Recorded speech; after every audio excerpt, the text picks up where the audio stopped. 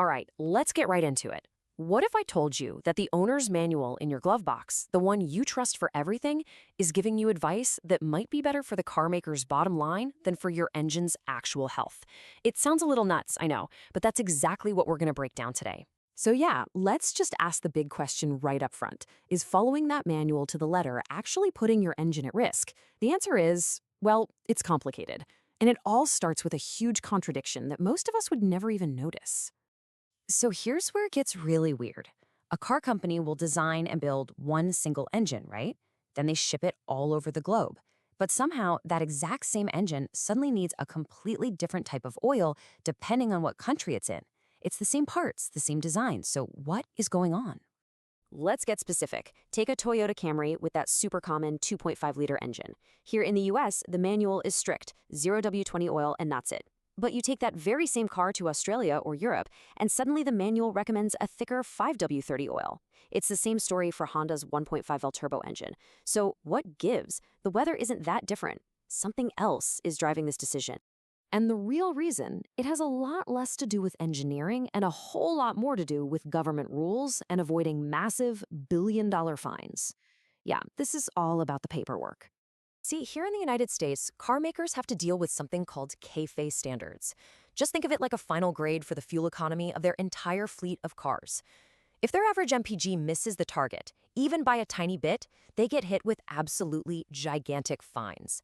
And one of the simplest tricks to bump up that MPG number just enough to pass the test is to use a super thin oil, like 0W20. It creates less friction, and in a lab test, that's all that matters.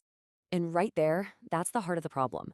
The car maker is playing a numbers game to keep regulators happy and save money. But you, the person who actually owns the car, you have a totally different goal. You want that engine to last for hundreds of thousands of miles.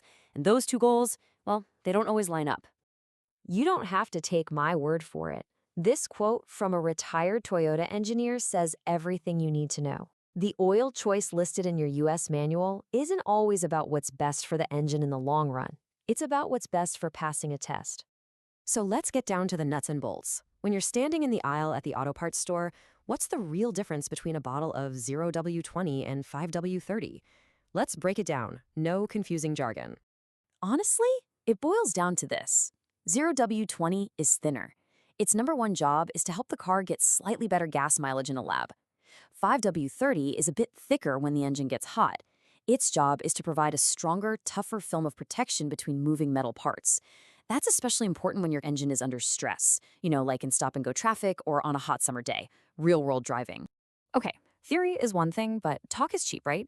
What happens when we look at the hard data from actual engines that have been torn down and analyzed? Let's check out the evidence. For our first case study, we're looking at those same Toyota engines. Two of them run for 100,000 miles in the same hot conditions. The only difference? One used the 0W20 from the US manual, and the other used the 5W30 recommended everywhere else. So, what was the upside of using that thinner oil? A little boost in fuel economy, about 0.7 miles per gallon. Over a whole year of driving, that might save you maybe 40 bucks. Okay, it's something. But now let's look at the other side of that trade. And here it is. This is the big one. When they analyzed the used oil, the engine running the thicker 5W30 had 40% less metal floating around in it. And what are those metal particles? That's literally microscopic bits of your bearings, your pistons, your cylinder walls wearing away. So you save a little on gas, but you're paying for it with way more wear and tear on your engine. And if you're driving one of those smaller, high-tech turbo engines, the difference is even more stark. On the Honda 1.5-liter turbo, switching to a thicker 5W30 cut down on oil consumption by 30% and reduced bearing wear by a whopping 50%. For a turbo that runs hot, that stronger oil film is absolutely critical.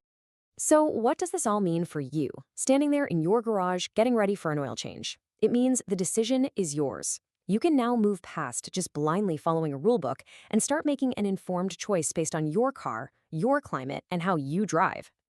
Now, I know exactly what you're thinking. It's the biggest fear, the one thing that stops everybody. But wait, what about my warranty? If I use 5W30, won't the dealership void it? Let's bust that myth right now. The short answer is a big, fat no. Thanks to a federal law called the Magnuson-Moss Warranty Act, A car company can't just void your warranty because you used a different oil weight. They have to prove that the specific oil you used directly caused the specific part to fail. So, as long as you use a quality synthetic 5W30 that meets the API spec listed in your manual, that little starburst symbol on the bottle, you're totally covered. So, who's a good candidate to make the switch? It's pretty simple. 1, you live in a hot place where that engine is baking all summer long. 2, your car's got some miles on it, say over 60,000. And 3, you work your car hard, towing, hauling heavy loads, or you're just stuck in brutal city traffic all the time. If any of those sound like you, your engine will thank you for the extra protection of 5W30. And if you're still not sure, let me leave you with a little insider secret. This is what a master mechanic told us. He said, look, we put 0W20 in customer cars because that's what the work order says.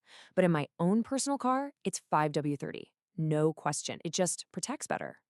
So that's what it all comes down to, right? The manual's advice is written to pass a government test. The mechanic's advice is based on years of seeing what actually keeps an engine running strong. It's your car, your investment. Now you've got the info to make the smart choice.